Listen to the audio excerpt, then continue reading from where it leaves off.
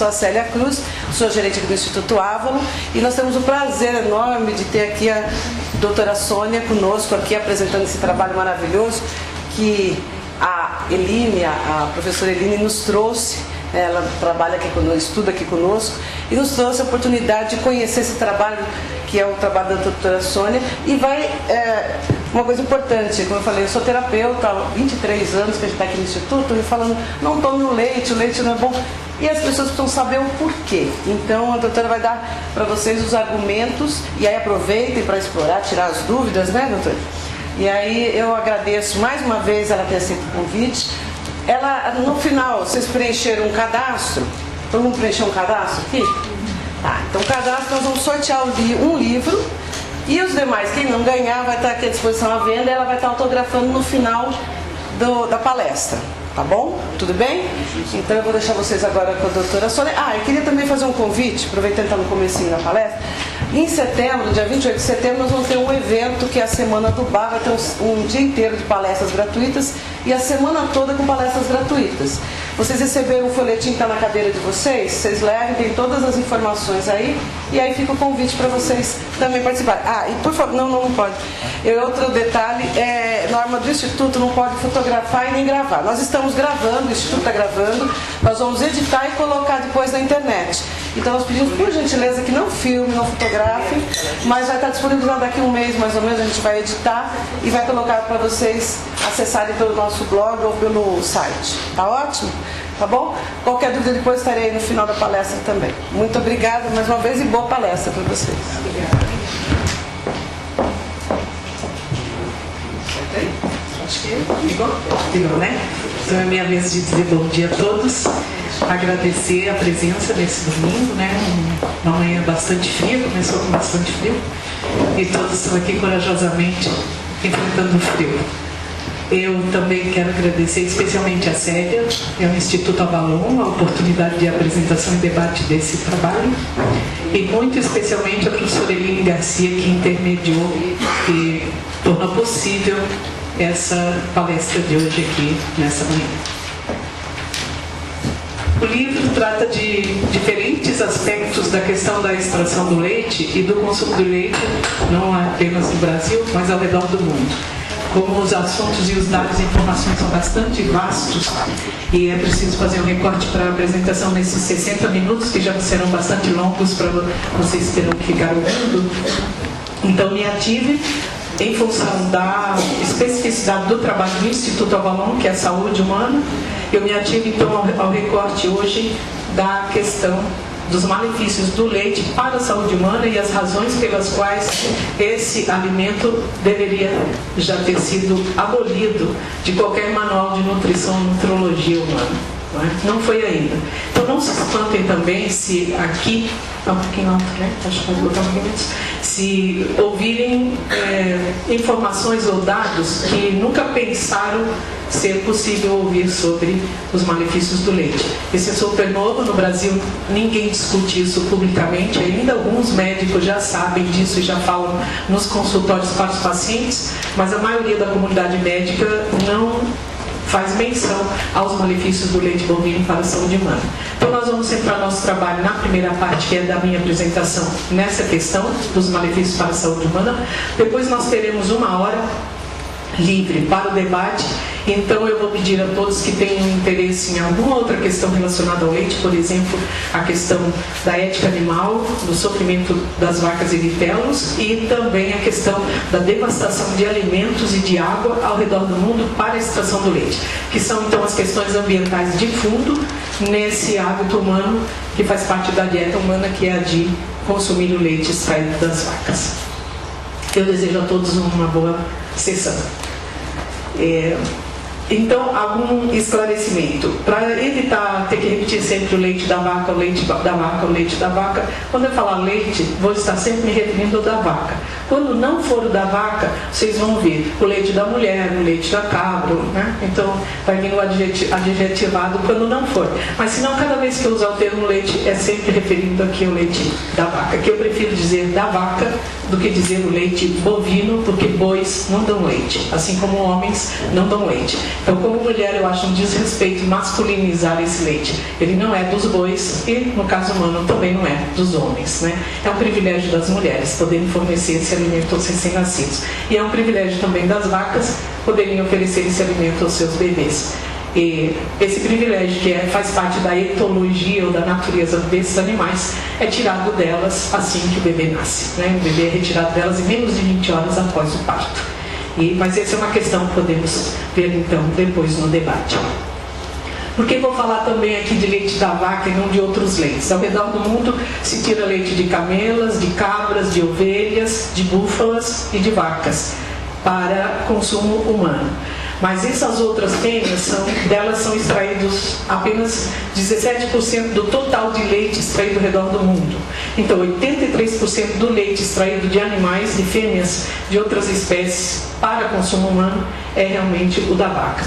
Então, por isso esse livro também não trata do leite das outras fêmeas. Não me ative a fazer essa pesquisa, mas me ative por 10, agora já 13 anos, a estudar o leite da vaca. Então, o que eu vou apresentar aqui hoje também é resultado de uma pesquisa que tem mais de uma década de trabalho silencioso.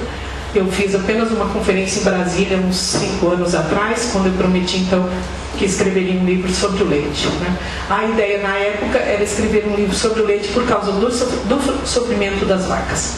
Mas depois, com a pesquisa sobre o sofrimento das vacas, essa pesquisa se expandiu também para poder explicar parte desse sofrimento que tem a ver com a ingestão forçada de uma quantidade enorme de grãos e cereais que as vacas não evoluíram para conseguir digerir. Então, essa quantidade enorme de grãos e cereais me levou à pesquisa sobre a devastação de alimentos ao redor do planeta para produzir leite, que afinal depois vai apenas para 2 bilhões de humanos, e os outros 5 bilhões ou não podem digerir o leite, que esse é o caso da maioria, ou não tem acesso a esse leite. Esse leite foi produzido subtraindo do mundo grãos e cereais ricos em proteínas vegetais que poderiam ser ingeridos diretamente pelos humanos para manter sua estrutura física saudável e a renovação de todos os tecidos do corpo. Bem, no Brasil, só para terem uma ideia, são 30 milhões de toneladas de leite extraídos por ano. E extraídos de algo que alcança hoje, talvez, eu tive para fazer o livro, a última estatística do IBGE, falava de 22 milhões de vacas usadas no plantel ativo, né? As vacas ativas, isso é, vacas que no dia de hoje estão sendo ordenhadas e vão ser ordenhadas 1, 2 ou 3 vezes no Brasil. Ao redor do mundo, nós temos uma extração de 600 milhões de toneladas de leite e um rebanho que se aproxima de quase 300 milhões de vacas, somando todos os grandes produtores, que são 74 países, que são os maiores produtores do leite, e, portanto, eles fazem registro do número de animais e da quantidade de leite extraído. Mas, obviamente, muito do leite extraído não entra nem nos registros oficiais. São leites extraídos domesticamente para consumo doméstico e não para venda. O que entra nos registros oficiais é apenas o leite destinado à venda. Agora, para sustentar essas, hoje, beirando 25 milhões de vacas, uma grande quantidade de floresta nativa precisou ser derrubada. A primeira grande derrubada para a criação do gado bovino no Brasil foi do Cerrado, e a segunda grande derrubada, que já é agora bem presente na nossa época, é a da floresta amazônica.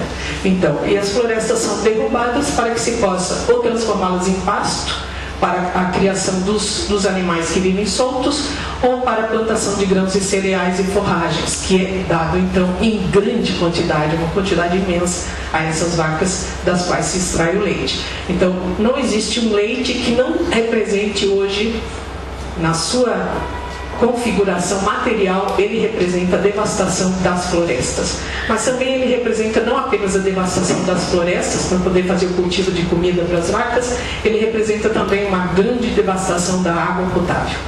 Para vocês terem ideia, para fazer 1 litro de leite, para extrair da vaca 1 litro de leite, é preciso dar de beber à vaca 8,5 litros de água.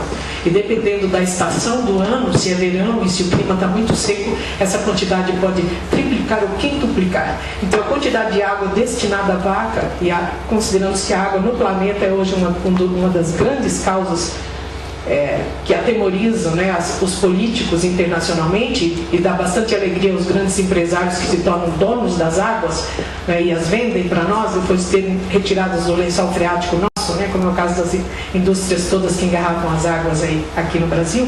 Então nós temos que o leite ele vem carregado de uma devastação de água, uma devastação de alimentos ricos em proteínas vegetais que poderiam ser usados diretamente para a saúde humana. E também, só uma informação antes de eu passar para a parte da saúde humana, cada litro de leite extraído da vaca representou meio quilo de comida sólida, nobre, e 2 quilos de forragens. Então são 2,5 quilos de comida que precisa dar para a vaca para extrair dela 4 copos de 250 ml de leite. Essa comida toda poderia estar sendo cultivada no planeta para alimentar humanos. E aí precisaríamos de muito mais humanos para comer essa comida toda. Eu fiz os cálculos e seriam 36 bilhões de seres humanos para dar conta de comer e de beber toda a água e toda a comida dada hoje às vacas ao redor do planeta. E aí tem sempre um discurso de que nós somos demais no planeta, é preciso diminuir a quantidade de humanos porque vai faltar comida, e isso absolutamente não é verdade. Nós não temos deficiência de produção de alimentos no mundo, nós temos uma injustiça na distribuição desses alimentos ao redor do mundo. Então, esse alimento é desviado para o estômago dos animais que depois são cortados em bifes ou animais que são explorados para extrair do corpo deles alguma coisa que interessa aos negócios humanos. A quantidade de cereais e grãos dadas às vacas, como elas não evoluíram para digerir carboidratos, açúcares e o que contém nesses grãos, alta concentração de proteína, a digestão delas é bastante dificultada e uma das fontes de sofrimento dessas vacas são os distúrbios digestórios que depois vão reaparecer no organismo humano. Então não é só a vaca sofre pela quantidade de milho, de soja, de feijão e de outras leguminosas e grãos que são dados a elas, e também depois esse leite que é produzido com uma quantidade de alimentos que seria inadequado, que é inadequado para o organismo da vaca, esse leite vem carregado de toxinas também que se tornam depois inadequados para a digestão humana. Por natureza, o ser humano não tem uma constituição, uma evolução para digerir bem o leite de vaca. Se botássemos hoje em exame toda a população do planeta, nós teríamos provavelmente em torno de 70% a 75% das pessoas com dificuldade para a digestão do leite. Vocês ouvem geralmente falar muito da intolerância à lactose, mas não ouvem falar de outra forma de reação adversa que o leite causa, que é a alergia. Quando ouvem falar da alergia, ouvem geralmente falar que essa estatística é muito baixa. 1 a 2% das pessoas são alérgicas. É que os diagnósticos feitos até a década de 80 não davam conta de outros distúrbios digestórios que depois têm desdobramentos, inclusive psíquicos, nas emoções e no estado mental das pessoas. Então nós temos, às vezes, estamos trabalhando, operando com informações sobre o leite que foram criadas pelo agronegócio na década de 70 e 80, principalmente para vender bastante leite e queijo. Então nós trabalhamos, operamos com uma crença e convicção sobre a natureza do leite que de fato não corresponde à sua real natureza. E aí vamos ver então ao longo agora do trabalho o que ele pode representar para a saúde humana, né? Então, é provável que poucos tenham ouvido falar de outros males, das doenças crônicas e agudas que levam à morte associadas à ingestão do leite e de laticínios. Eu vou citar algumas delas, as mais importantes, as mais recorrentemente citadas pelos médicos que são contrários à ingestão do leite bovino por humanos. Obesidade, diabetes, aterosclerose, esclerose múltipla, artrite reumatoide, disfunções digestórias crônicas, doença de Crohn, mal de Parkinson, mal de Alzheimer, inflamações recorrentes tipo cistite, sinusite, otite, laringite, amidalite, especialmente nas crianças, mas tem pessoas que continuam ingerindo leite ao longo da vida inteira, vão ter esses males, câncer, cataratas, agravamento dos sintomas de autismo, esquizofrenia, inclusive de surtos de violência, especialmente entre adolescentes. Essa pesquisa já foi feita, retirando-se os laticínios da dieta de delinquentes, de adolescentes que estavam presos por terem praticado crimes. a violência interna na instituição diminuía ou desaparecia. E aí os pesquisadores retomavam na dieta desses adolescentes presos o leite e os laticínios, e as explosões e surtos de violência reapareciam. Então, todas essas doenças ou mazelas que eu listei rapidamente, elas desaparecem ou minimizam quando a pessoa tira o laticínio da dieta. Então, isso é o que eu chamo ao longo do livro de dieta abolicionista. Então, não é você diminuir a quantidade do leite ou do queijo, é você simplesmente abolir para dar um descanso ao seu organismo e ele poder funcionar normalmente, coisa que a ingestão do leite ou dos queijos ou iogurtes não permite de fato para a saúde humana. Isso que eu estou dizendo não é invenção minha. Então, tem médicos que há mais de 40 anos estão tratando todas essas mazelas e curando, sem cirurgia, sem medicamentos, seus pacientes, tirando totalmente todas as moléculas de origem animal do prato, especialmente o leite e os laticínios. Esses médicos fundaram o que chamam o Comitê dos Médicos por uma Medicina Responsável nos Estados Unidos. Tem 2 comitês importantes que foram bastante revolucionários na medicina lá. Um deles é o Comitê dos Médicos por uma Medicina Preventiva, e desses médicos que cuidavam da saúde preventiva, nasceu então o Comitê dos Médicos por uma Medicina Responsável. A diferença está em que, na medicina preventiva, você ainda sempre espera que o médico cuide da sua saúde, do seu prato, e fique dizendo a você, agora coma isso, agora não coma aquilo. Na medicina responsável, a pessoa aprende o que ela não deve comer para o resto da vida. Então ela assume isso e para o resto da vida ela sabe. Se leite faz mal, se queijo faz mal, é isso que ela não deve mais ingerir. Não precisa voltar ao consultório médico, mesmo porque, abolindo, se a mazela ou a doença é derivada da ingestão por longas décadas do leite e dos laticínios, quando se abole os leites e os laticínios, o corpo faz uma limpeza natural, ele descansa e ele pode então se livrar de todas essas toxinas. E isso é tão importante que em 12 de julho, fez agora um ano, de 2012, nos Estados Unidos, esse Comitê dos Médicos por uma Medicina Responsável, que já congrega 6.000 profissionais nos Estados Unidos, tratando e curando os pacientes com a dieta vegana integral, que é assim que eles chamam, né? Não é a dieta vegana essa de comidas processadas de origem vegetal, não. É dieta vegana integral, é a dieta baseada na feira. Você vai à feira comprar as comidas, as frutas, os legumes, as verduras, os tubérculos, as oleaginosas, você compra da feira. Você não compra nada de pacote, nada que passou pela fábrica, nada que contém aditivos, conservantes, antiumectantes, antifúngicos, porque esses antes são também biocidas para a saúde do nosso organismo. Eles matam não só a possibilidade de esse produto se decompor no pacote, na armazenagem, eles também matam as enzimas no nosso sistema digestório. E sem enzimas não adianta a gente comer. Mas sem enzimas a gente vai comer apenas o quê? Calorias, só para manter o aquecimento e o metabolismo básico. Faltando enzimas nos alimentos, os nutrientes e as vitaminas e minerais não entram na corrente sanguínea devidamente e não chegam à última célula do nosso corpo. Então, a teoria das enzimas, que é do Dr. Edward Hauer, é importantíssimo quando pensamos em trabalhar a dieta como a fonte da saúde, a recuperação da saúde e a cura das doenças. Então, não adianta só dar comida de pacote, de lata, de vidro, de plástico. Essa comida é uma comida que poderíamos chamar de uma comida morta. Eu gosto de chamar de comida múmia, porque as múmias têm aspecto de gente, tem os cabelos lá ainda, as unhas, a pele, tudo parece ainda uma gente morta, né? E não se decompôs, mas já não é mais vivo, né? Então, uma ervilha em lata, um milho em lata, são da mesma ordem.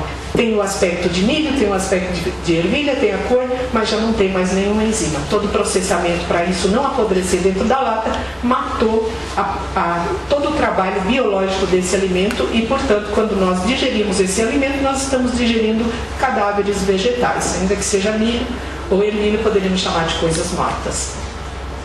Então, esse Comitê dos Médicos por uma Medicina Responsável encaminhou ao Barack Obama, ao Poder Executivo nos Estados Unidos, uma petição pedindo para que seja retirado o leite da merenda escolar de todas as escolas norte-americanas.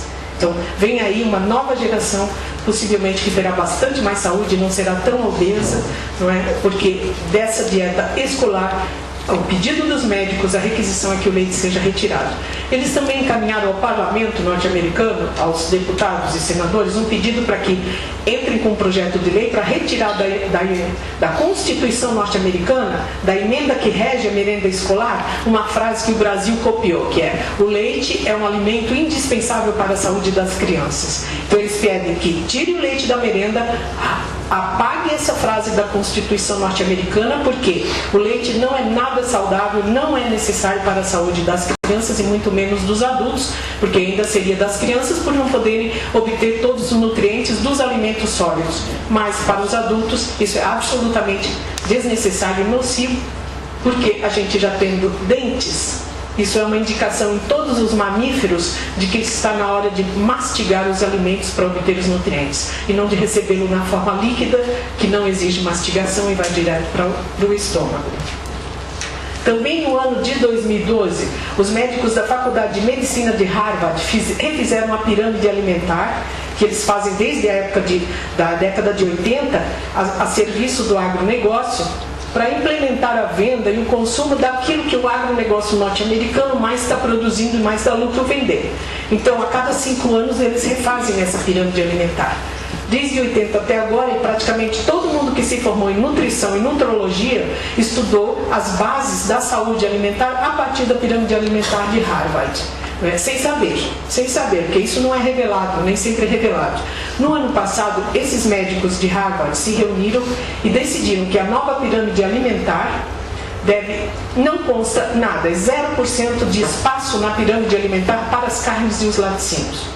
E nas recomendações eu disse: se você não consegue parar de ingerir isso, pelo menos minimize, comece diminuindo, coma 1/10 disso e depois 1/100 disso, até chegar o momento em que você realmente vai abolir completamente a ingestão dessas moléculas de origem animal. Então veja, isso é algo impensável para 20 ou 30 anos atrás. E são os médicos reconhecidos no mundo como as maiores autoridades na questão de saúde, câncer, cardiopatias, etc. A dieta, portanto, essa dieta que nós seguimos cegamente, sem nunca ter ouvido uma aula, uma palestra crítica sobre aquilo que comemos, essa é uma dieta conduzida pelos interesses políticos do agronegócio. Não é só nos Estados Unidos, é aqui também. Então, ter um pouco de consciência sobre aquilo que nos induziram a comer é importante para a gente poder tomar as decisões seguintes a respeito da própria saúde, ou da saúde da família, das crianças, dos netos ou dos amigos também.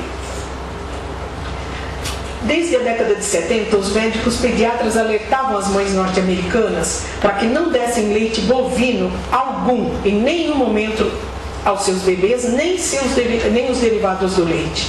Apenas o leite materno. Cessada a amamentação materna, cessa a história de dar leite para o ser humano. Vai comer papinha, vai comer sopinha, vai começar a comer frutas, vai começar a comer os alimentos sólidos que sua mãe deveria estar comendo e que geralmente também não está comendo. Pode estar comendo muito queijo, né, e já prejudicou bastante a saúde do bebê, mesmo que ela não dê o leite de vaca só amamente.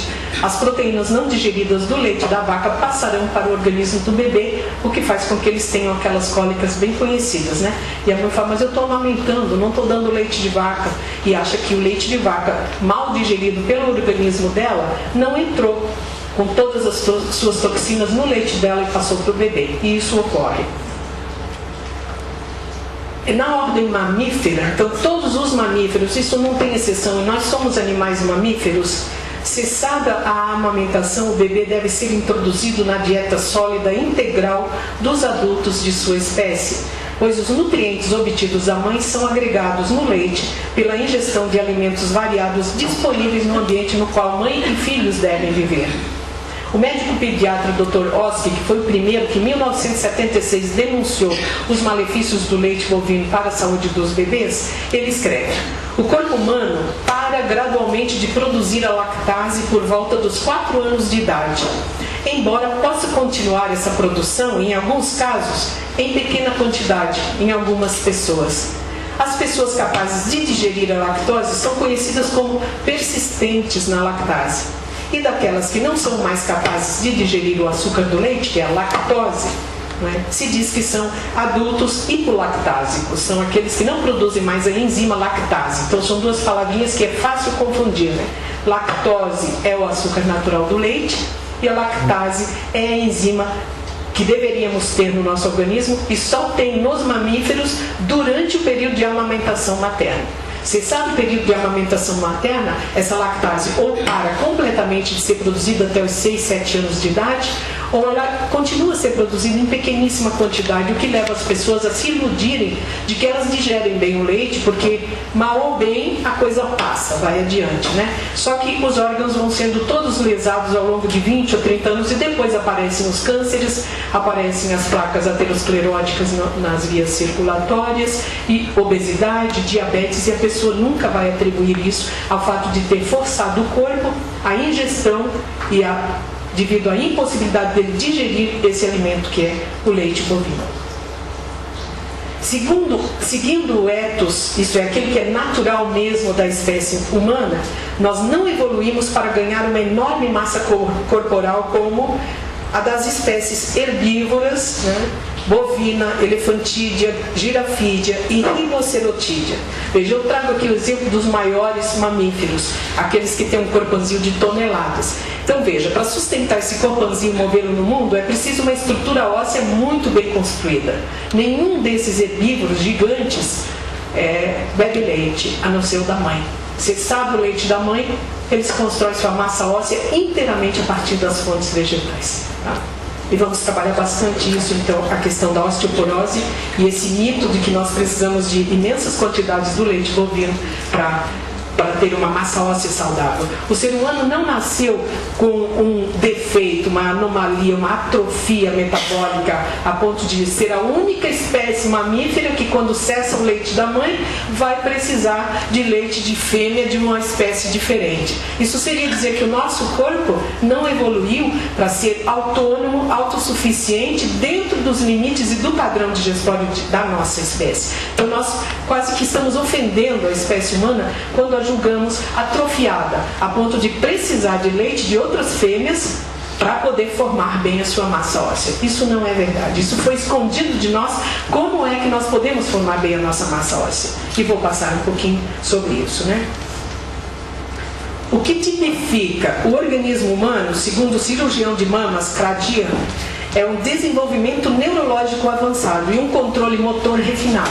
Então, a espécie humana, mamífera humana, nasceu para isso, para ter um refinamento neuromotor e inteligência. Então, do que menos o ser humano precisa é de um corpãozinho. E a gente vê o sofrimento das pessoas que têm o corpo já bem grande, né? São pessoas que têm bastante dificuldades até de locomoção, fora outros problemas de saúde. Os recém-nascidos humanos necessitam de material importante para seus cérebros, e aí entram os ácidos graxos essenciais, sua coluna vertebral e seus nervos. Então, quando falamos de nervos, nós estamos falando, obviamente, de muitos nutrientes, mas especialmente das vitaminas do complexo B, que são importantíssimas para a formação, a construção e a manutenção da saúde neurológica e também dos neurônios da área cognitiva, né? Então, sem as vitaminas do complexo B, nós vamos ter deficiências. Veja, o leite vendido hoje em pacotinho, que é aquele ultra esterilizado, o UHT, ele tem uma perda de mais de 30% no já baixo teor de vitaminas do complexo B que a vaca libera no leite para o bezerro. Então, quando pasteuriza, homogeneiza e esteriliza o leite, realmente nós estamos daí ingerindo um líquido morto, literalmente morto. Ele já não tem mais atividade enzimática nenhuma. O objetivo dessa ultrapasteurização, em primeiro lugar, é acabar com os patógenos que não resistem à pasteurização tradicional e também garantir que os vendedores desse leite não precisem armazenar o leite em balcões frigoríficos. Então, dá economia de energia elétrica para os supermercados. Então, esse leite ultra esterilizado, o UHT, na verdade para fazer economia para os vendedores e os fornecedores e os transportadores que não precisam transportar as caixinhas de leite em clima de temperaturas quase negativas, né? Não precisamos, então, do excesso de proteína que tem no leite da vaca, né? Então, vou fazer algumas comparações aqui rápidas, só para ter uma ideia de como o leite da vaca pode ser, de fato, bastante agressivo para o sistema digestório do bebê humano. O leite da mulher, eu vou para um copo de leite da mulher e um copo de leite da vaca, comparando o teor de nutrientes e de minerais presentes ali. Então, em um copo de 250 ml do leite da mulher, nós temos apenas 1,1 grama de proteína. Temos 4 gramas de gordura, 9 gramas de carboidrato, 18 miligramas de fósforo e 16 miligramas de sódio. No da vaca, em vez de 1,1 grama de proteína, nós temos 4 gramas de proteína. Você vai dizer, mas é melhor o leite da vaca ter muita proteína. Não, o ser humano não precisa desse tanto de proteína que o agronegócio mandou a gente ingerir. Muitas das doenças hoje sofridas são devidas ao excesso de proteína ingerido. Ele tem, o da vaca, 3,5 gramas de gordura. É uma das coisas que se aproxima ao leite da mulher. Então, o teor de gordura é quase equivalente, mas o da mulher tem um pouco mais de gordura. A razão dessa necessidade é que o bebê, quando nasce, o cérebro não está pronto. E o que forma o nosso cérebro e depois o mantém ativo são 2 comidinhas que a gente adora muito, açúcar e gordura. Por isso, se você estiver com fome e passar na frente de uma confeitaria, você vai se atrair por um pedaço de torta. Porque ali tem essas 2 coisas que sem as quais o cérebro fica cansado e não consegue continuar trabalhando direito. Então ele grita, o cérebro é um bebê irritadíssimo o tempo todo pedindo o quê? Gordura e açúcar. Agora, por que ele pede a gordura e o açúcar todo o tempo, no nosso caso? Porque nós ingerimos a gordura errada e o açúcar errado. Se nós ingeríssemos açúcar a partir das frutas e a gordura a partir das leguminosas, das oleaginosas, abacate, coco, amêndoas, castanhas, em pequena quantidade, porque não precisamos comer 20 castanhas por dia, aliás é tóxico, 2, 3 no máximo, e pode passar um dia, 2, nem lembrar-se delas. Se nós ingeríssemos então as gorduras vegetais integrais, nós teríamos satisfeito o cérebro para o resto do dia. Mas nós não ingerimos essa gordura. Nós ingerimos então manteiga, nós ingerimos óleos vegetais prensados a frio, nós ingerimos gorduras processadas. Essa gordura processada, como ela já está destituída de enzimas, ela não chega lá nos últimos neurônios do cérebro como deveria chegar. Então nós temos uma deficiência nutricional do cérebro, embora não passemos fome. E isso é uma distinção que precisamos fazer. Nós podemos ter um poder aquisitivo excelente e estarmos comendo de forma a desnutrir o nosso cérebro. Então, nós comemos gordura e açúcar em excesso porque o nosso cérebro está desnutrido.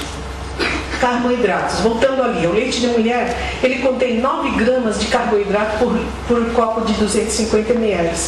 Carboidrato, o leite da vaca contém apenas a metade disso, 4,5 gramas. Ora, acabei de dizer, do que o cérebro mais precisa? Gordura e açúcar. Então, quando se dá o leite de vaca para o bebê, ele chora com muito mais frequência. Se você dá mamadeira de leite de vaca durante a madrugada, possivelmente você vai ter que acordar 2 vezes na madrugada para alimentar seu bebê. Porque o cérebro dele vai gritar por mais açúcar. Porque o açúcar que foi dado nesse leite não é suficiente. E se botar açúcar de pacote, então, aí acabou de vez. Porque se tem uma combustão super rápida, libera uma grande quantidade de insulina imediatamente para tornar isso em combustível para as células e em seguida dá uma queda brutal. Aí a gente começa a querer mais uma coisa doce. Não precisa ser os bebês, a gente comete o mesmo erro, né? Fósforo. Agora entramos numa das razões pelas quais o leite bovino se torna indigesto ou não pode ser realmente aproveitado por nós. Para que o cálcio possa entrar na circulação sanguínea e ser fixado nos ossos, é preciso uma certa quantidade de fósforo. Então, cálcio não é tudo para a nossa saúde óssea, né? Tem outras coisas, né, que fazem parte, 13, 14, 18 elementos diferentes contribuem para a boa formação óssea. Então, na propaganda galactocrática, como eu chamo, o poder do leite, eles só falam do cálcio, como se a gente só precisasse de cálcio para constituir bem os ossos. Não é bem assim. Então, precisamos de uma certa porcentagem de fósforo para que esse cálcio possa ser levado e transportado. Só que o cálcio do leite da vaca, ele tem excesso de fósforo. Não pode ter mais do que 1/2. Então, seria uma molécula de cálcio e 2 de fósforo, o máximo. O leite da vaca tem quase 10 vezes, tem quase 25 vezes mais fósforo do que o leite humano, o leite da mulher. Então nós temos 18 miligramas de fósforo por copo de leite da mulher e 97 miligramas de fósforo por copo de leite da vaca. Esse excesso de fósforo vai fazer com que o cálcio circule livremente pelo sangue. Circulando livremente, ele vai se depor onde? Como ele não pode entrar nos ossos porque ele está com excesso de fósforo, porque as moléculas de cálcio e de fósforo se ligam, e ligadas desse jeito elas ficam bloqueadas para a boa absorção. Então, do total de cálcio realmente presente num litro de leite de vaca, apenas 25% vai poder ser absorvido pelos ossos, o resto é impossível pelo excesso de fósforo, porque quando chega no intestino, esse excesso de fósforo já impede a boa digestão e a boa assimilação e a circulação dele no sangue para ele chegar até o osso. Então, o que acontece? Esse cálcio nem sempre é eliminado e ele fica circulando no sangue livremente. Essa circulação livre do cálcio faz com que ele se fixe nos tecidos moles do nosso corpo. Então nós vamos ter litíase biliar e litíase renal. As pedras nos rins, as pedras no fígado, que quase ninguém fala, todo mundo só fala de pedras na vesícula, e as pedras na vesícula. E vamos ter também um cimento para ajudar a formar as placas ateroscleróticas em nossas artérias. Então, uma das grandes causas das doenças coronárias ou da aterosclerose, da formação de placas, é a ingestão do leite e o excesso de cálcio. Mas não só o cálcio. Depois vamos ver também como a proteína contribui para a formação dessas placas. O cálcio em menor quantidade no leite da mulher é melhor absorvido pelo organismo do bebê do que o cálcio do leite da vaca. Em uma xícara de leite de vaca, temos algo em torno de 291 miligramas de cálcio, enquanto uma xícara de couve cozida contém 290 miligramas de cálcio, quer dizer, 1 miligrama a menos, uma xícara de couve cozida. Todavia, dos 291 miligramas de cálcio contidos no leite, 218 miligramas, ou seja, 75%, circularão livremente causando danos aos tecidos moles, conforme já dito. Também o sódio e a vitamina D podem estar presentes no leite em quantidades ameaçadoras à saúde. Então veja, num copo de leite da mulher temos 16 miligramas de sódio e num copo de leite da vaca temos 118 miligramas de sódio. 10 vezes a mais, um pouquinho a mais do que 10 vezes a quantidade de sódio. Mas também a vitamina D pode estar em excesso no leite de vaca, e esse excesso de vitamina D é também ameaçador à saúde porque ela causa cálculos nos rins, hipercolesterolemia, que é o que a gente chama de colesterol ruim alto, hipercalcemia, que é a calcificação dos tecidos, causa retardo mental, danos aos olhos, ao sistema cardiovascular e ao sistema circulatório de modo geral. Então, esse é o resultado do excesso de vitamina D que pode estar no leite bovino. Segundo Joseph Kiel, somente nos Estados Unidos, de acordo com a Fundação de Osteoporose, 12 milhões de pessoas acima dos 50 anos sofrem de osteoporose e 40 milhões sofrem da chamada osteopenia, que já é uma perda leve da massa óssea. Conclusões mais recentes nos estudos da osteoporose sugerem que não é a quantidade de cálcio que a gente ingere, seja pelos alimentos, seja por suplementos, e sim a quantidade de cálcio que nós não perdemos. Então hoje a tendência mais de ponta da medicina não é, e quando vocês chegarem ao consultório, os médicos receitarem cálcio e vitamina D em comprimidos, eles são da escola ainda antiga. A tendência mais correta hoje da medicina é você não ingerir alimentos que descolam o cálcio dos ossos e praticar algumas outras coisas na sua dieta, no seu estilo de vida, que ajudam a não perder o cálcio. Entre elas, tomar o raio de sol ultravioletas UVs, né? Os ultravioletas alfa e beta, sem o filtro solar, por alguns minutos, 2 ou 3 vezes na semana. Isso é importantíssimo para não perder o cálcio. A vitamina D é formada, na verdade, nem seria uma vitamina, a gente chama de vitamina, mas é um hormônio, produzido pelo nosso fígado a partir do contato do raio solar com a gordura que está aqui debaixo da pele, nessa primeira camada. Aí isso entra pelo sangue, chega ao fígado e o fígado vai fazer, então, a vitamina D na quantidade necessária e suficiente para manter a nossa saúde óssea. Quando a gente toma em comprimidos, a gente nunca sabe qual é a quantidade daquele dia, daquela semana ou daquele mês. A gente toma todos os dias a mesma quantidade. E isso vai levar a outras questões em mulheres nas quais já o teste foi feito experimental, levou em quase a metade delas a sofrerem de anemia, pela reposição do cálcio. Então, repor o cálcio não é tudo de bom, é preciso ter bastante cuidado e pedir ao médico que ajude a cuidar, caso ele obrigue ou indique realmente o cálcio à reposição externa. O certo seria fazer reposição pelos alimentos e cuidar daquilo que retira a massa óssea, né? Estudando a qualidade dos ossos dos inuits, que são os povos que vivem na Groenlândia, cuja dieta se constitui de alimentos que garantem uma ingestão diária de 2 gramas de cálcio, os cientistas registraram o mais alto índice de osteoporose entre todos os povos estudados até hoje. Quer dizer, quanto mais cálcio você ingere, isso também vamos ver em seguida, mais você perde o cálcio dos ossos. Então, ingerir cálcio externamente, artificialmente ou através do leite bovino é a melhor forma de perder o cálcio já fixado nos ossos. É como se ele desse com uma mão e retirasse com as duas. E já vamos ver em seguida por quê. Segundo John McDougall, no livro editado em 2012, é o livro mais recente dele, não tenho ele citado no Galactolatria, porque o McDougall publicou esse livro no final do ano e o Galactolatria já estava aí, né? Esse livro se chama A Solução pelos Carboidratos. Uma das causas associadas à perda de massa óssea é a ingestão de proteína animal, pois essa ingestão está excedendo os limites toleráveis pelo organismo humano, também associada a essa ingestão de proteína animal, nos estudos do colega dele, que é o maior pesquisador da vinculação entre leite e câncer, ao desenvolvimento das células FOSS, que são as células embrionárias de qualquer tumor cancerígeno no nosso corpo.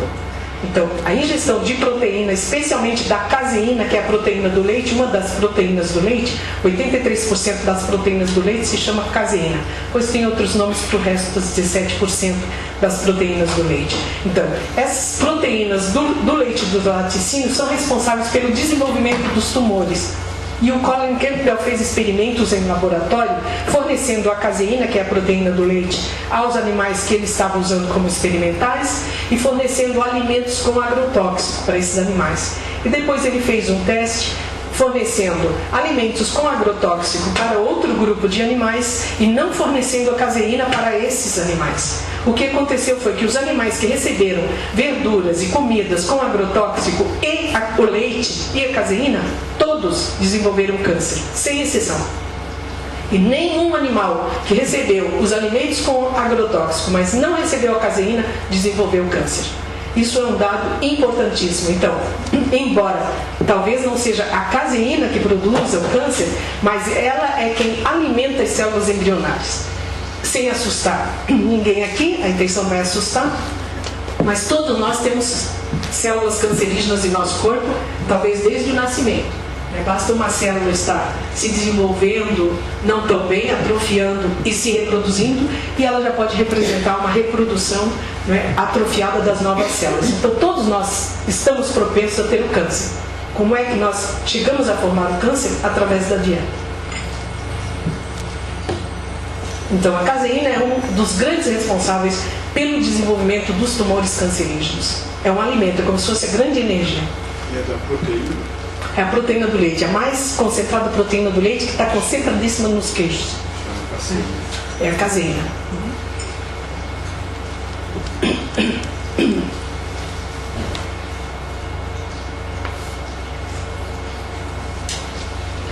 E aí o McDougall fala assim, para cada 1 grama de proteína animal que a gente ingere, a gente perde 1,5 microgramas de cálcio fixado nos ossos. Desculpa.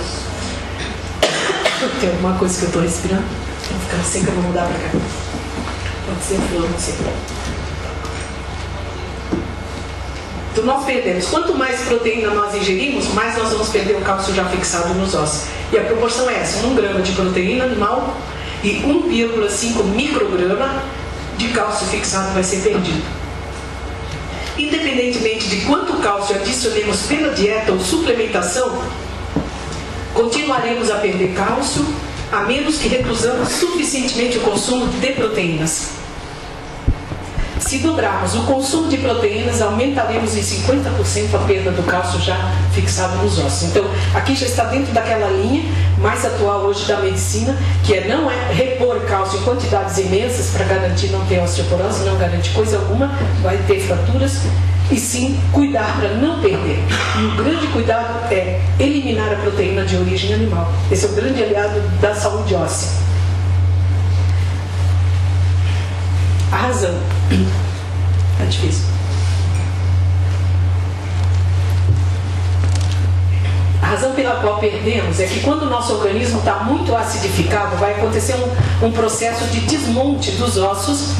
As células que são responsáveis pela renovação do tecido ósseo, chamadas osteoclastos, elas vão entrar em hiperatividade por conta do sangue ácido. Nosso corpo está ácido e a proteína de origem animal acidifica muito o nosso corpo. O ideal da saúde do nosso corpo é um pH mais alcalino, não ácido.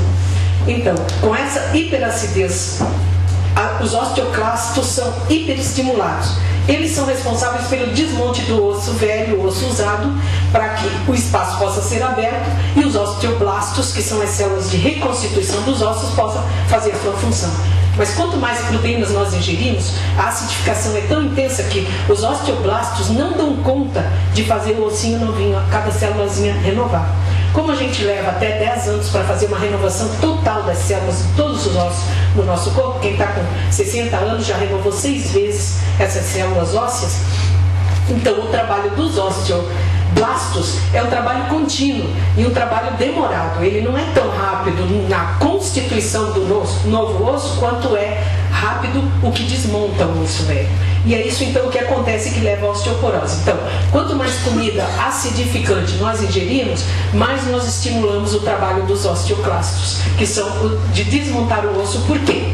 Porque quando o sangue está muito acidificado, a tendência é que o corpo precisa, ele reivindica o alcalino. E a maior fonte de alcalino no nosso corpo é o cálcio já fixado no osso. Então ele tem uma reserva mineral imensa. Aí a gente ingere muita proteína, muito alimento de origem animal que acidifica, e a grande reserva mineral do nosso corpo vai sendo aniquilada, né, que é o cálcio fixado nos ossos.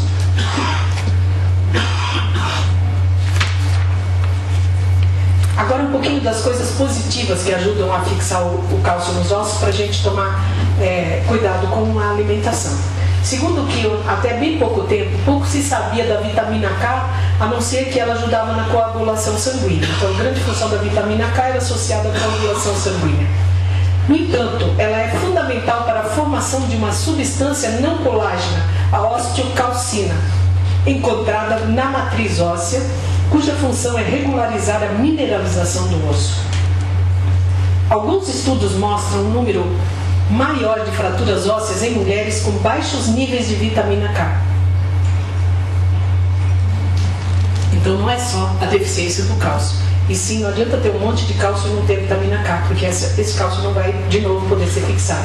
Já tem o excesso de fósforo, no caso do cálcio do leite bovino, da vaca, e agora tem ainda a deficiência da vitamina K. Em vez de sugerir que aumentem a ingestão dos laticínios, melhor seria os profissionais da saúde requererem exames para medir os níveis de vitamina K e da osteocalcina no organismo das pacientes e orientarem-nas na busca das fontes vegetais ricas nessa vitamina K. Eu já dou uma dicasinha aqui que vocês podem anotar.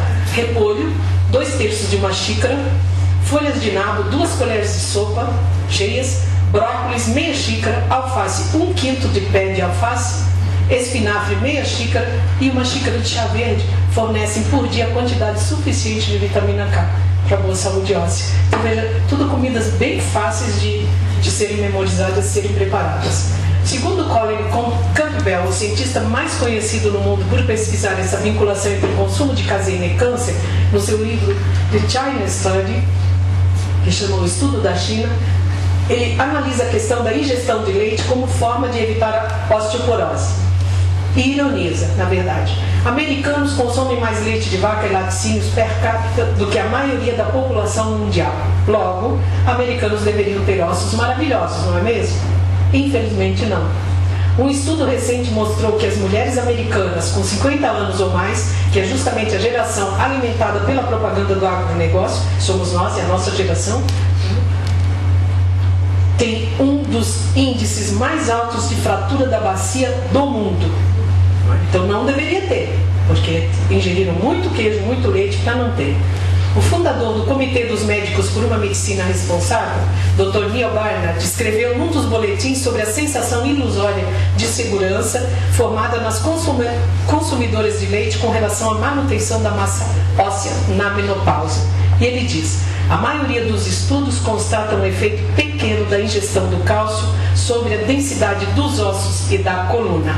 Também há pequeno ou nenhum efeito nos ossos da bacia, onde podem ocorrer fraturas sérias. Então essa questão da reposição já está sendo superada. Vou pular algumas coisinhas, que o tempo já se foi. Vamos então para a questão dos hormônios, uma coisa da qual ninguém ouve falar, é dos hormônios de crescimento bovino presentes em alta quantidade no leite. Esse hormônio de crescimento bovino, que é o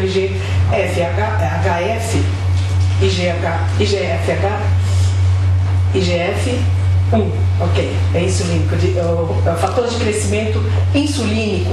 Ele tem a mesma estrutura molecular do hormônio de fator de crescimento no nosso corpo.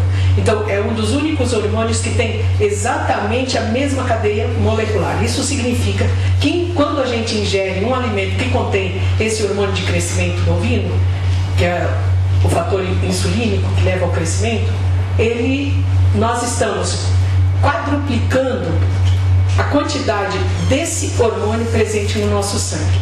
Bem, em um copo de leite, em um copo de leite de vaca, nós temos a quantidade de hormônio de crescimento humano presente no corpo de um homem adulto. Então, quando ingere um copo de leite de vaca, está ingerindo exatamente a mesma quantidade total de hormônios que o corpo de um homem maduro, adulto, já contém. Agora, se come 1 litro por dia de leite, ou come 100 gramas de queijo, que corresponde a 1,5 litro de leite integral, ou come 100 gramas de manteiga, que corresponderia a 4,5 litros de leite para ter 100 gramas de manteiga, a pessoa está ingerindo essa enormidade de hormônio de crescimento. Nós não crescemos mais o esqueleto. Depois de estar formado o esqueleto, nós paramos de crescer. Mas esse hormônio não para de funcionar, forçando o crescimento no nosso corpo. Então, em algumas pessoas, o laticínio vai fazer com que ela cresça para frente, para os lados e para trás. Para cima não cresce mais, depois de adulto. Em outras pessoas não vai ter esse efeito, Não vai crescer para os lados, nem para trás, nem para frente, mas os tumores cancerígenos também vão crescer, porque é um hormônio feito para fazer crescer. Então, onde ele encontrar uma porta aberta para ele fazer crescer, ele vai entrar e vai fazer crescer coisas que não precisam crescer no nosso corpo. Ele é destinado apenas no leite materno, tanto da mulher quanto da vaca e de outros mamíferos, para que o recém-nascido cresça, porque na natureza todo mamífero está sempre correndo o risco de ser abocanhado por um predador. Então ele precisa ganhar uma enorme massa corporal muito rapidamente para ele se tornar independente, fisicamente independente da proteção materna. Então esse é o efeito do hormônio de crescimento presente no leite, não existe outra necessidade. Depois nós vamos ter uma mínima necessidade, que é para fazer a renovação de cada célula do nosso corpo. Então, também como a célula precisa crescer, então nós vamos precisar do estímulo desse hormônio. Mas quando a gente ingere ele em grande quantidade, vindo de fora dos laticínios, a gente está ingerindo isso em excesso. No leite e nas gorduras do leite, estamos sempre ingerindo então dioxina, estamos ingerindo nitratos, nitritos, todas essas contaminações que às vezes são colocadas de propósito no leite, como foi o escândalo lá do Rio Grande do Sul de 2 meses atrás, e às vezes não é colocado, isso não é colocado de propósito, mas isso vem através da ração, que está contaminada com nitratos e nitritos pelo tipo de cultivo bélico ou biocida, né? O tipo de insumos que botam na terra para fazer essa alimentação crescer também rapidamente num curto espaço de tempo e logo poder ser colhida e vendida. Então, o que interessa realmente é produzir as coisas em velocidade grande para poder vender em grande quantidade e também numa velocidade grande. Com relação à nossa saúde, ninguém do agronegócio faz perguntas sobre os malefícios que esse tipo de cultivo pode acarretar para a nossa saúde. Um pouquinho, então, vou trabalhar sobre os malefícios na digestão, as funções digestórias causadas pelo leite bovino. O leite só pode ser digerido bem, de modo eficiente, se ele mantiver as enzimas naturais dele na temperatura do corpo da mamífera, da fêmea que produziu esse leite. Então, o leite saudável é o leite sugado diretamente da glândula mamária.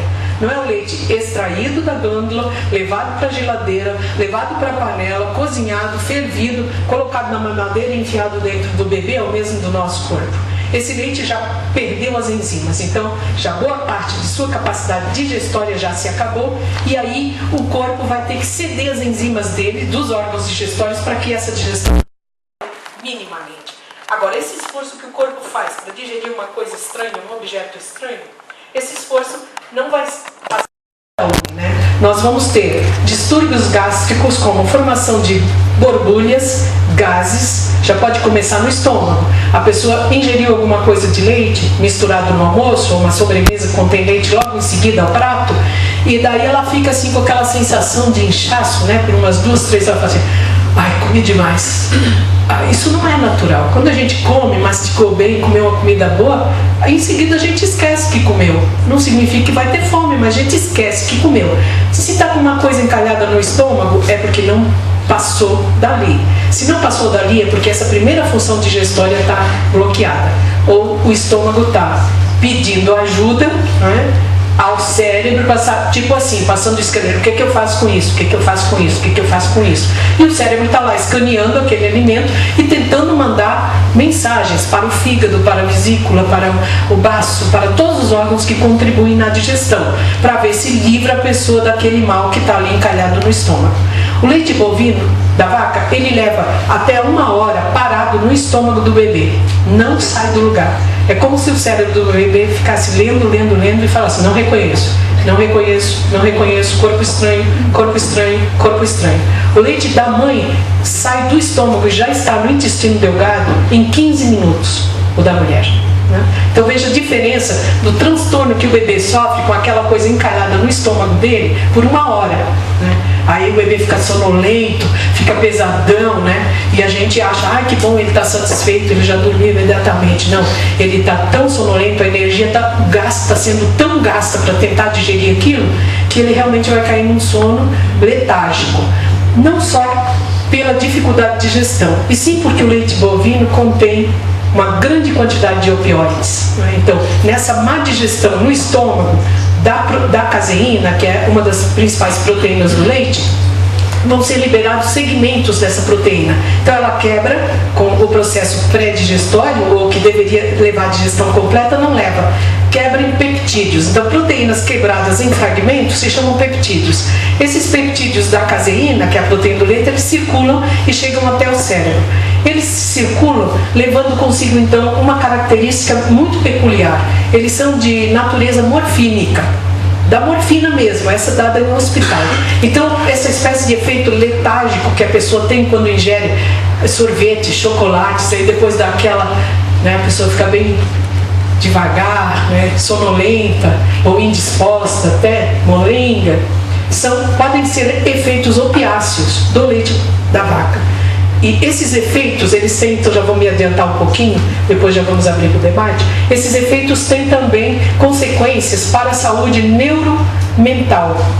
Estudos já feitos agora ainda de ponta, não tem ainda estudos conclusivos, mas esses médicos estão fazendo experimentos com seus pacientes que sofrem de autismo e esquizofrenia, especialmente, retirando da dieta todas as moléculas derivadas do leite, muitos sintomas regridem. Então, um dos estudos mais de ponta hoje é de que não se sabe se o leite, isso não é conclusivo, é o causador da esquizofrenia e do autismo. Mas já se sabe que em boa parte dos pacientes com essas síndromes, retirando os laticínios da dieta, a síndrome regride, os sintomas regridem, ou algumas pessoas ficam realmente bem. Então, uma das formas de ajudar na saúde neuromental é retirar o leite e os laticínios. Por quê? Pela enorme quantidade de opiáceos que o leite contém. Como é que ele atrapalha a saúde mental? Ele se liga a 43 áreas diferentes do nosso cérebro e áreas que têm receptores dos opioides naturais do nosso cérebro. Quando a gente leva um susto ou fica muito irritado, muito bravo, muito agressivo com alguma coisa, alguma injustiça, isso produz uma grande descarga de adrenalina. Essa adrenalina circula pelo nosso sangue e vai nos intoxicando por todos os músculos que pretensamente deveriam ser usados para a gente lutar ou fugir da agressão. Como nós estamos numa sociedade urbana, civilizada, nós nem lutamos e nem fugimos das agressões, nós ficamos expostas a elas dia e noite. E isso vai causar depois o que os médicos chamam, e a gente chama de estresse, né? Então o estresse nada mais é do que uma descarga contínua das suprarrenais, e essa adrenalina precisa, de certa forma, ser compensada.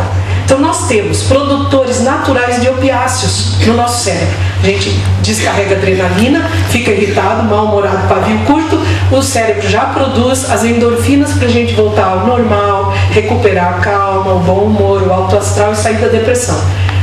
Quando a gente ingere muito laticínio, em muitas pessoas, os receptores dos opioides naturais do cérebro, que seriam aqueles que recuperariam a gente imediatamente, alguns minutos depois, a pessoa já está de bem de novo com a vida e com a outra pessoa, eles estão entupidos, literalmente sujos.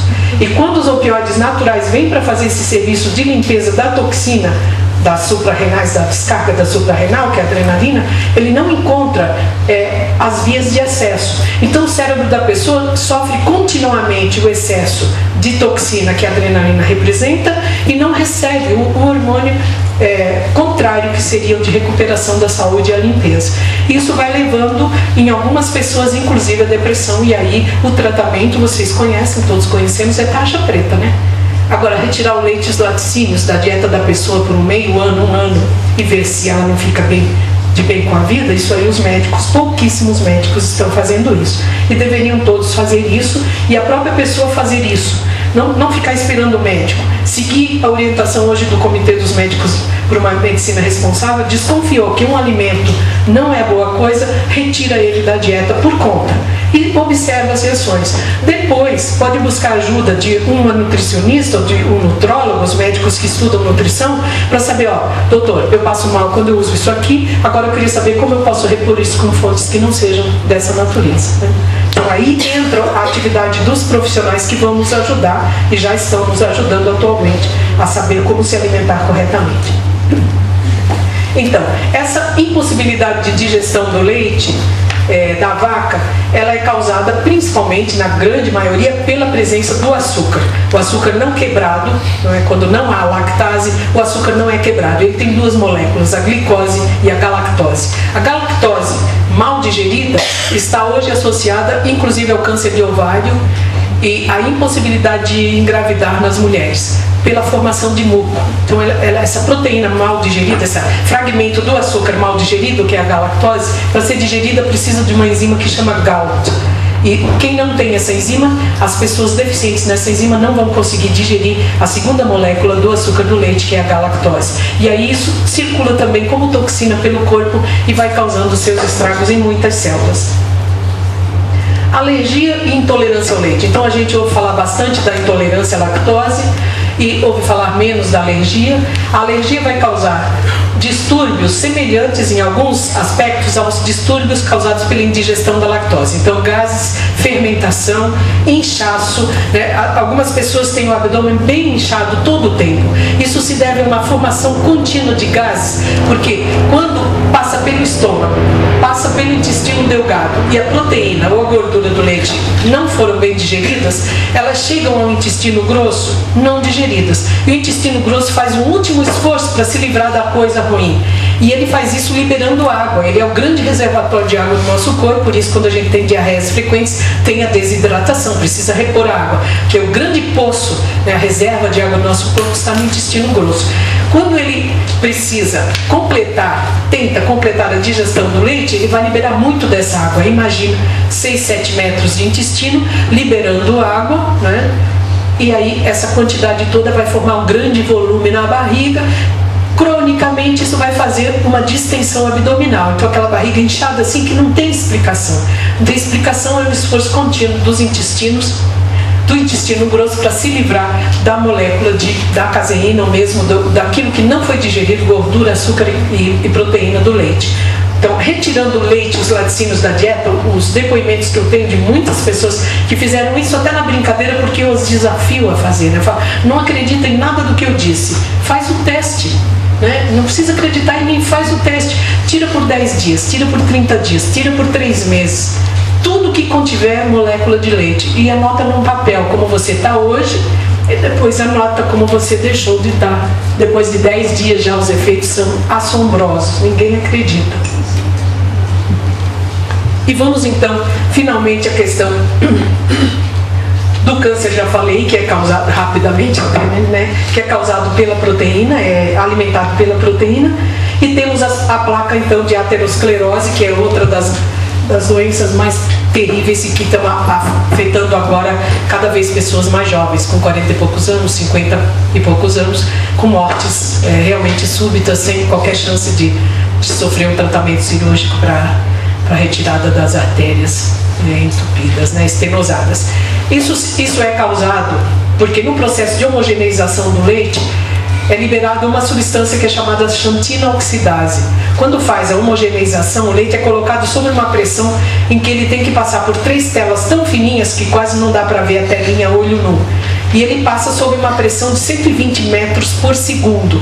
Essa é a pressão que todo leite passa. Esse leite comprado em caixinha, em saquinho, que você abre e põe no copo, ele é sempre igual, ele cai sempre igual. Ele não forma bolotinhas, ele não forma glômerulos. Então, esse leite homogeneizado, esse processo libera na gordura, nas moléculas de gordura, uma camadinha por fora que protege.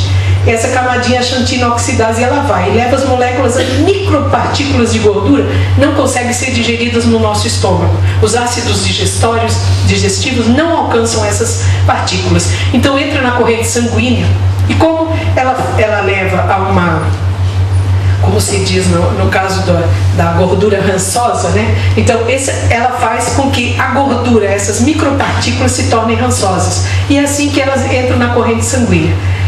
Esse ranço dessa gordura homogeneizada, ele vai destruir aquela película que recobre as artérias internamente, as artérias coronárias e outras artérias do nosso corpo, as carótidas e inclusive as artérias penianas. Então, quando a agressão dessa xantina oxidase nessa camadinha que recobre o interior da artéria, ela meio que fica esfolada, irritada. Essas células que ficam irritadas, essas áreas irritadas, vão ser o lugar onde vão se depositar as gorduras, o colesterol, o cálcio em excesso que está circulando livre no interior das artérias. Então, o resultado da homogeneização é a formação da xantina oxidase, que faz com que a gordura não possa ser digerida, ela acidifica e aí com isso ela vai passando ácida pelo interior das artérias e vai lesando essa camadinha que chama plasmalena. Então os médicos fizeram cirurgias de necrópsia já, né, dissecação e não vivissecção das artérias humanas e encontraram uma alta quantidade da xantina oxidase nos pacientes que tinham sofrido acidentes vasculares, né? Acidentes cardíacos, infartos cardíacos. Então, quanto maior a quantidade de leite consumido, maior a quantidade também desse elemento que vai destruir a saúde do revestimento interno das nossas artérias. E eu vou ficando por aqui. Isso não é tudo, obviamente, é só uma demonstração, né, de toda a pesquisa. Agora, para o debate, vocês podem fazer perguntas de diferentes naturezas, do que eu puder responder sobre esse assunto, podemos trabalhar. Pois um minutinho.